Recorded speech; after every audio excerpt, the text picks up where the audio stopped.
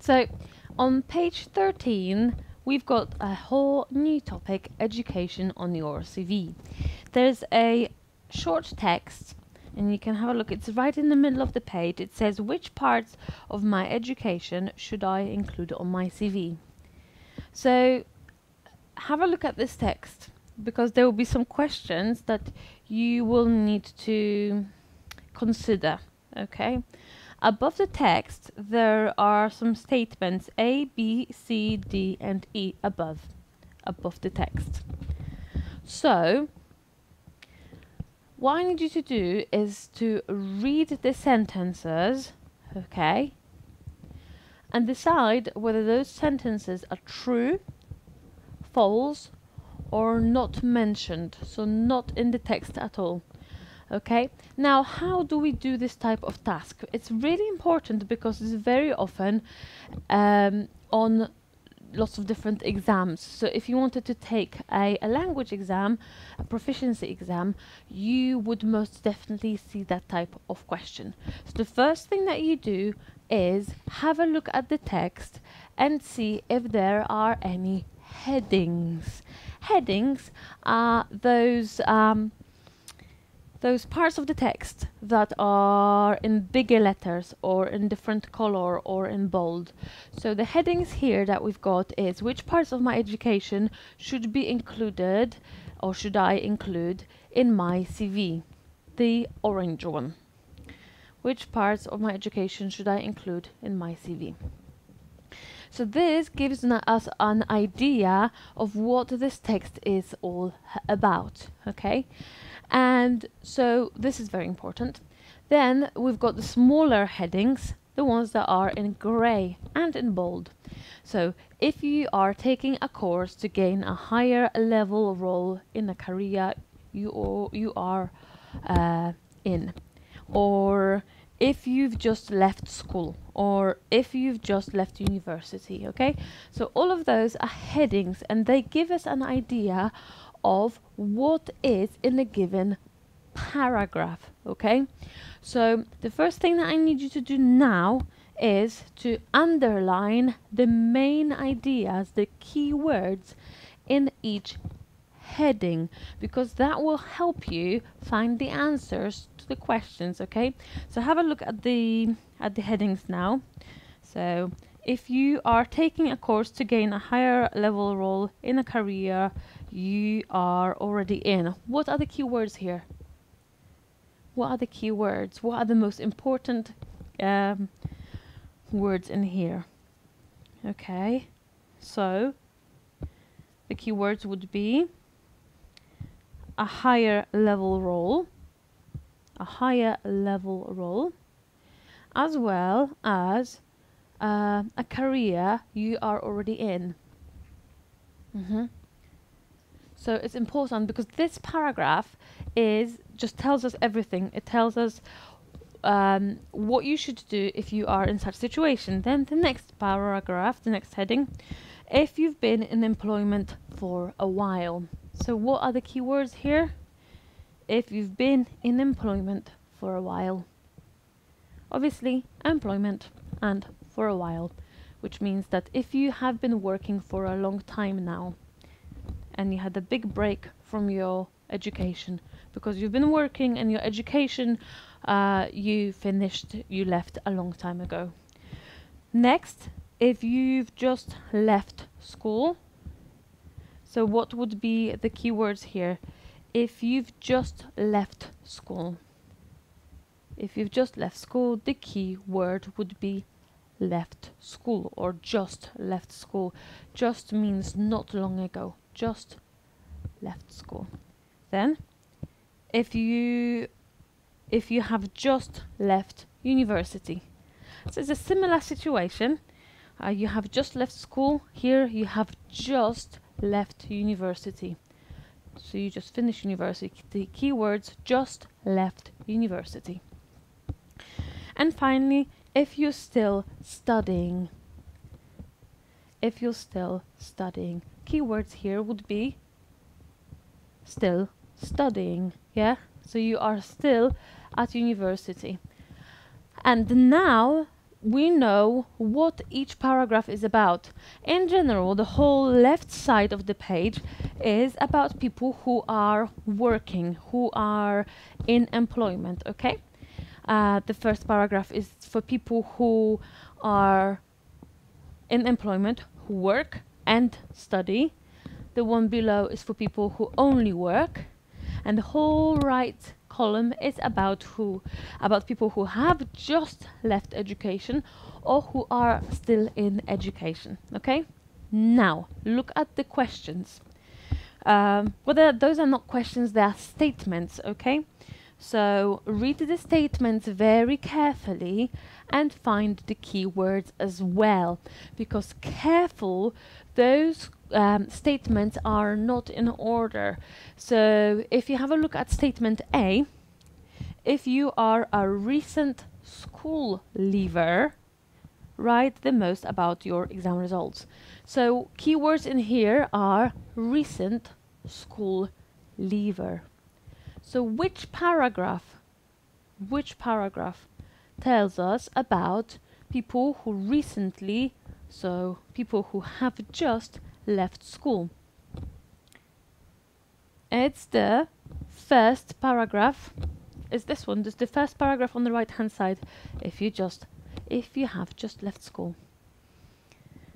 So find that paragraph, and then it's this paragraph where I am. That's right, it's this one. Okay, so now it will be so much easier for you to decide whether it's true or false or not mentioned, because now you know where you're looking, okay? So I'm going to leave you with this. I want you to go through all of the statements and underline the keywords, find the right paragraph, and then decide whether those statements or whether that particular statement is true, false, or not mentioned if no information is given, okay? I'm going to give you 5 minutes and we'll see in 5 minutes whether you are finished.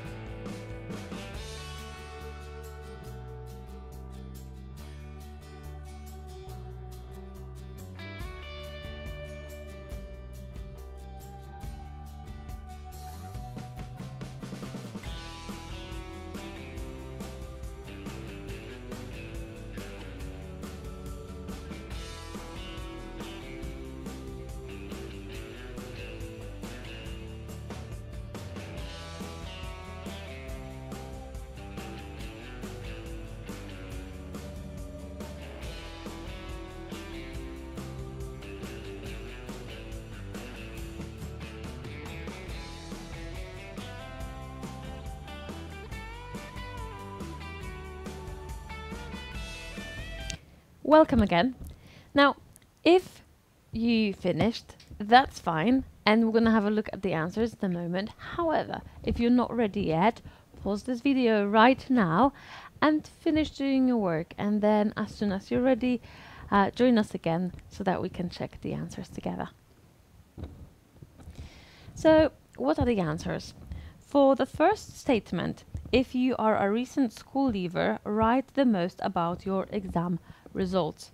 And that is true, because we see that if you just left school, place emphasis. Place emphasis means write the most, talk the most about your GCSEs,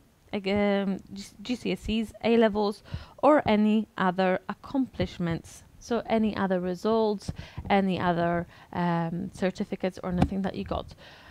Okay, B, as a recent graduate, you should always list all of your college exam results. Now be very careful here, because it's easy to get that one wrong. As a recent graduate, you should always graduate. So who is a graduate? I told you that a graduate is a person who finished university. So as a recent graduate, so as a person who have just left university, you should always list all of your college exam results. Let's have a look. If you've just left university, focus on your degree and include college and school level information with less detail. So that's why it's false, because if you finished university, if you just graduated from university, then yes, talk about your college, but not in so much detail, just a little bit information on your college, but talk the most about your university if you just graduated. C, if you are still in education, don't forget to write about your additional qualifications. Now, it's a paragraph at the very bottom of the right-hand side. Okay. If you're still studying, is that paragraph. So if you're still studying, if you're still in education, don't forget to write about your additional qualifications. In that paragraph, there's nothing about your additional qualifications. Here, you are told to write about your current area of study. So it is not mentioned. There's no information in that paragraph about additional qualifications, so here it's not mentioned. D, if you have a professional qualification, remember to include all other relevant qualifications and experience. Now, where are we looking? If you have a professional qualification, which means that you are already in employment, definitely, because you have a professional qualification, and you have just done that professional qualification probably to get higher up in the career. So remember to include other relevant qualifications and experience. And yes, it says in here, it's the top paragraph on the left, make sure previous work experience or related education is also adequately included. So yes, that is true. And finally, if you have taken a break from education, so that means that you have been in employment for a long while, is the bottom paragraph on the left hand side. Then you should detail jobs you have had that represent your talents, skills and dedication. If you look at that paragraph on the left at the bottom, then can you find anything about jobs that represent your talents, skills and dedication? Okay, there's probably nothing on that topic. There's definitely nothing on that topic. It says include your education. Okay. It says condense information into short lists. But there's nothing about your jobs Okay, so it's clearly not mentioned. It's clearly not mentioned. Okay, so the answers to this activity is true, false, not mentioned, true, not mentioned, for the reasons that I just gave you. Now, let's have a look at the headings again, because we'll need the headings for the next activity. So at what stages of your life, of your career can you be? So you can be still studying.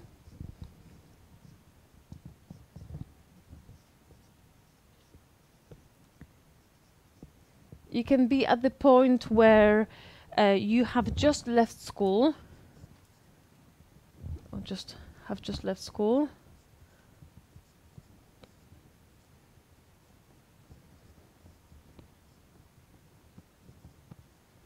You can be at the point where you have just left university.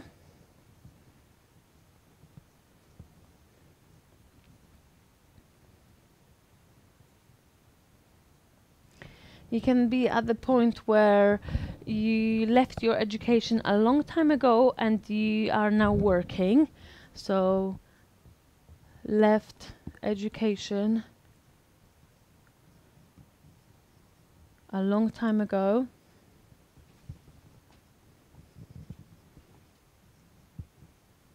And now you're working.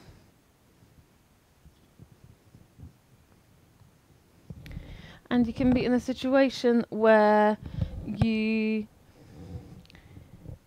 are working and you're taking more you're trying to get more qualifications. So you are working and you're getting more advanced working plus trying to so working and getting higher qualifications and education.